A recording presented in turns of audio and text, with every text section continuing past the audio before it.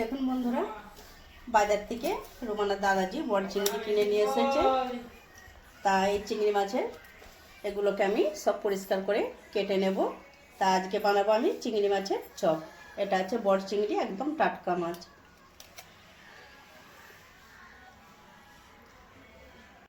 দেখুন আলু চিংড়ি মাছের চপ বানাতে কি কি লাগে। তা আমি এখানে আমি আলু কেটে নিয়েছি 3টে। তা আলুটা খোলা সমেত থাকলে আলুটা ভালো হয়, এমনি প্লেন করলে আলুটা পাতলা পাতলা হয়ে যায়। এখানে আছে একটা বড় সাইজের পেঁয়াজ কুচি, কাঁচা লঙ্কা কুচি, পাতি লেবু হাফ পিস, আর এখানে শুকনো লঙ্কা আর জিরে নিয়েছি। আরও কী কী উপকরণ লাগে আপনারা ভিডিওটা প্রথম থেকে শেষ পর্যন্ত দেখতে থাকবেন। তা আলুটা আমি সেদ্ধ করে নেব, জল বসিয়ে দিয়েছি। 2টো সিটি মারলে আলুটা সেদ্ধ হয়ে যাবে।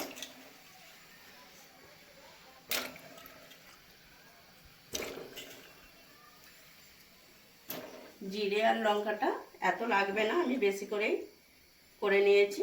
আরও কিছু বানালে তখন দেব। এটা মিক্সচারে গুঁড়ো করে নেব। দেখুন আলু সেদ্ধর মশলাটা আমি করে নেব। সাদা অলিভ অয়েল তেল দেব, খুব বেশি দেব না, সামান্যই দেব।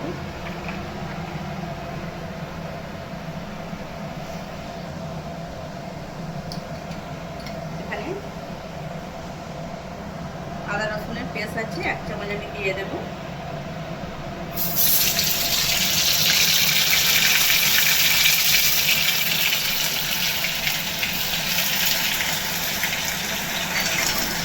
আদা রসুন একটু ভালো করে আমি ভেজে নেব।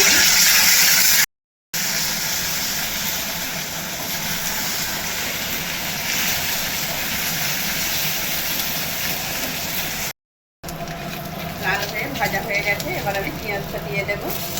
তা পেঁয়াজটা আমি খুব বেশি লাল করবো না, একটু কাঁচা কাঁচা থাকবে।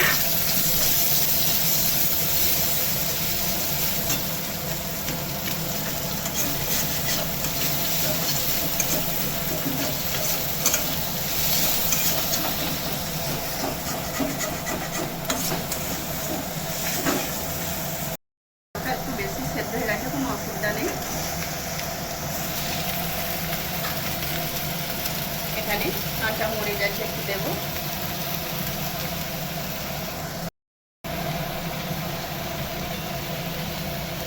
এখানে জিরে শুকনো লঙ্কা ভেজে গুঁড়ো করা আছে, সব মশলাটাই দেবো। ছাই গরম মশলা দেবো, অল্প দেবো, বেশি দেবো না, খিটখিটি লাগবে। এখানে পাতি লেবুর রস আছে, দিয়ে দেবো পুরোটাই।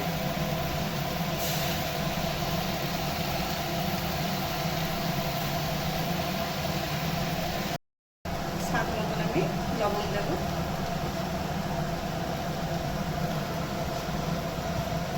ভালো করে নাড়াচাড়া করে নেব।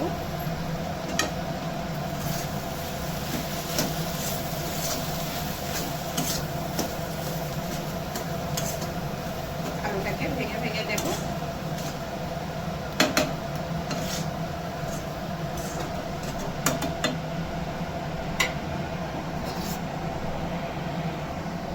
দেখুন এইটার সাহায্যে আলুটাকে আমি একটু ভেঙে নেব।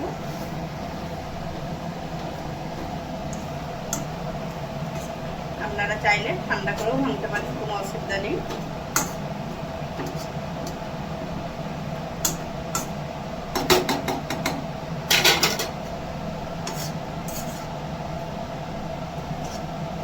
ঠান্ডা হয়ে গেলে আলুটা আমি খুব ভালো করে মেখে নেব।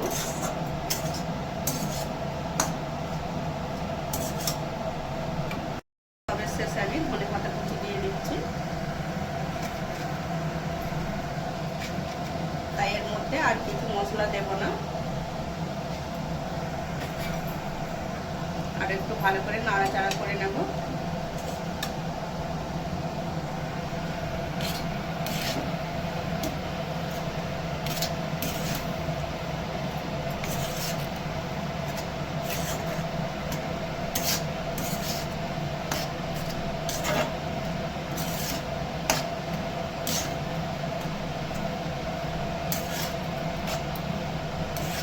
আলুটা একটু আমি কষে নিয়েছি মশলার সাথে।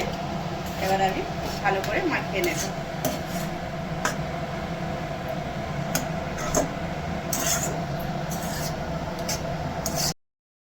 দেখুন আমি যে বলেছি চিংড়ি মাছের চপ বানাবো, তো চিংড়ি মাছটা আমি লাস্টেই দেখাচ্ছি।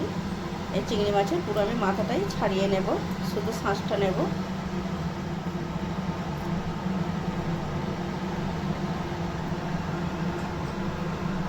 এইভাবে আমি পুরো মাছগুলোই ছাড়িয়ে নেব। তা দেখুন আমাদের ছোট্ট রুমানার জন্য এমনি প্লেট নুন আলু মাখানো হয়েছে, শুধু নুন দিয়ে। ওর জন্য একটা বানিয়ে দিতে হবে, নাহলে ও কাঁদবে, ঝাল খেতে পারে না একদম।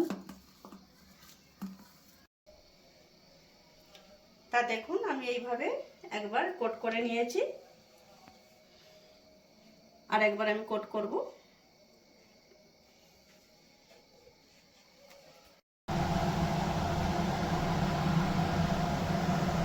দেখুন তেলটা গরম হয়ে গেছে, তা আমি রুমানারটা আগে ভেজে নিচ্ছি।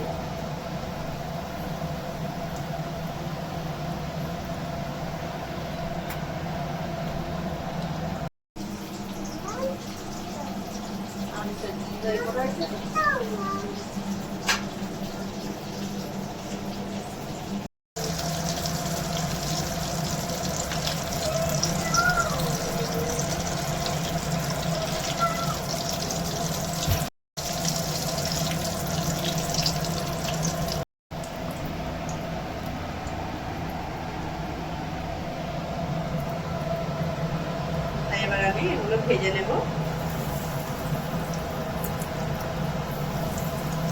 খুব বেশি গ্যাসটা জ্বলে দেবো না, হালকা গ্যাসে ভাজবো। অল্প করে দেব।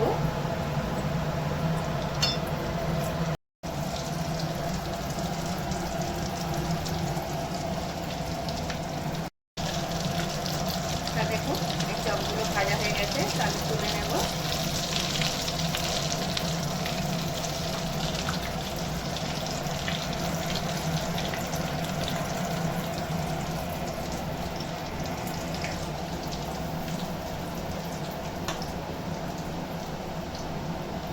প্রত্যেকটা আমি এইভাবে সব ভেজে নেব।